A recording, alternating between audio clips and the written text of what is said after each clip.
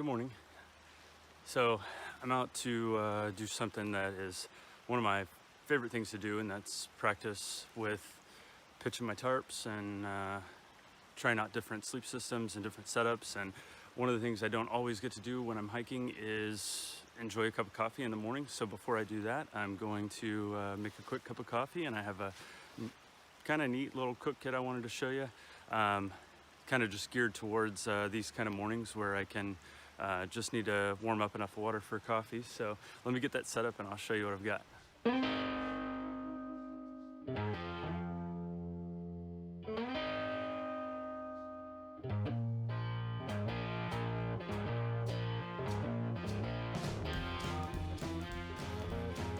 So this is my little coffee cook kit setup that I like to bring out in the mornings when I do actually get to enjoy a cup of coffee.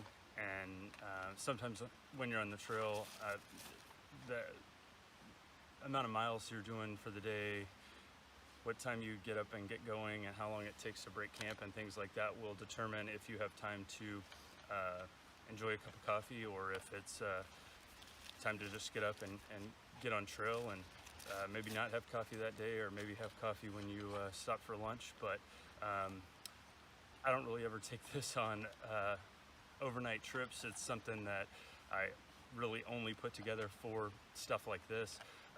But wanted to take a second to show you what's all in here. I've got a little DIY Cuban stuff sack, and there's a cozy to be able to hang on to it while you're drinking the coffee after you warm the water up. And I use it's just a really inexpensive, it's Lixada. It's a Chinese company that makes little titanium mugs and things like that. And I came across this for 16 bucks and picked it up. It was, I don't know, kind of fitting into a certain spot or certain niche that I wanted. So grabbed it, and I figured for the price, I don't know, it was worth a shot. First thing I did was get the handles off of there. I'm not really, I don't really have handles on most of my pots, so I took those off there and then made my pot cozy with a couple little grooves in it so that it'll fit right down inside there. It came with its own lid, which was pretty cool. It didn't have any vent holes in it, so definitely when you warm it up, you just kind of want to set it on there, but it actually kind of fits snug and holds everything in there. And then, of course, I got a little towel, windscreen. I carry a Bic instead of just like a little sparker to light my stove because of the type of stove that it is. I have some hot lips in here, and then I have a little stove that I made out of the bottom of 2 travel size Barbasol shaving cream. They're the 2 ounce by volume size, but works out really well. Generally warming up coffee, it only takes about a third or a quarter of an ounce of fuel, depending on how cold it is. Never a half an ounce. But let me set this down here, get everything filled up, and we'll warm some coffee up. I've got a neat little story about this stove I'll tell you while we're warming the coffee up.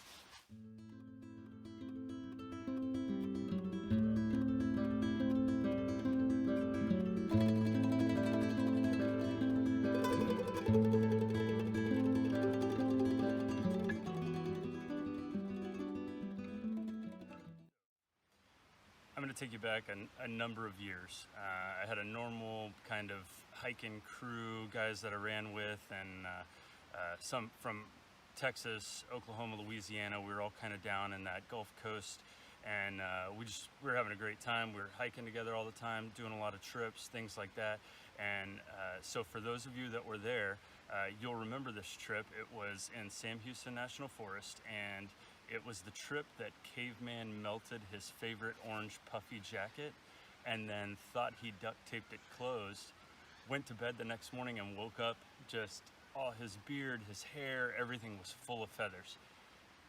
I think we were hiking to Double Lake and doing a little loop. It was the Lone Star Hiking Trail. Great time, super cold trip. Odd for Texas, but we had an excellent time. So Caveman, who is the kind of designer of this stove, originally he made this out of the top and the bottom of a Red Bull can, and basically what he would do is cut a section of the Red Bull can off the top. I want to say it was like 1.5 inches tall, and then he would cut the very bottom of it off. And he had one of those, it punched a hole for like a junction box for electrical work in your house. And he would punch a hole in the top of it, and then, in the shorter bottom piece, and press it down in there.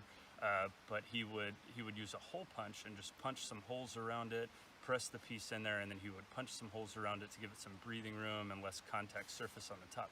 And it made an excellent, very kind of lazy flame pattern, and worked really well for like 550 milliliter, 750 milliliter pots, even maybe like a 900 milliliter pot, the taller, more narrow ones. It just had this lazy kind of flame pattern. So I've made a ton of those. I showed them in a video a while back when I was going through a ton of alcohol stoves. So that particular stove was great, and I was in need of a stove that worked really well for more narrow pots. So like this 350 milliliter pot, I want to say it's like just over 3 inches across. Foster's beer can pots, things like that. So that's where I came up with the idea for this, and I basically just copied the design and made it out of the smaller Barbasol can. And I used a step drill bit to drill a hole in the top of there so I could get it, and I want to say that's like 3/4 of an inch across. And then I just used a hole punch, and I punched some holes in it, pressed the other piece together. Now this one took 2 different cans to make, but no biggie. Pressed the can in there, and then I used the same hole punch and punched some holes in the top, and man, it's turned out to be the perfect little small diameter stove for heating up 300 milliliters of water or something like that. And it's excellent. I've certainly enjoyed it, so kudos to Caveman for coming up with that idea. And yeah, I'll be using this for years to come.